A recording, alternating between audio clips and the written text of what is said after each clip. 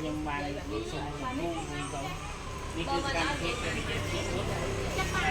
សូមអត់ពីអូតូស្តង់ដាមួយបងខ្ញុំប្រើរបស់ស្តង់ដារបស់មួយបងប្រើរបស់គៀបអូតូគៀបយ៉ាងព្រោះយើងវាអត់ល្អវាស្តង់ដា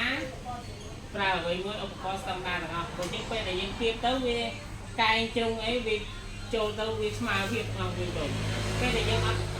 គៀបម៉ាស៊ីនអូតូឬមួយយើងគៀប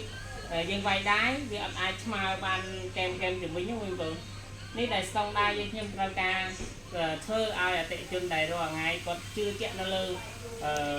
គុណភាពរបស់យើងខ្ញុំក៏មាន3សាខាទី1រៀនយន្តហោះគោចន្ទង់ទី2រង្វង់មូលគោស្រូវទី3ចំការដូងមួយបងហើយខ្ញុំក៏មានសេវាដោះកន្លងដល់គេដ្ឋានរបស់លោកអ្នកមួយបង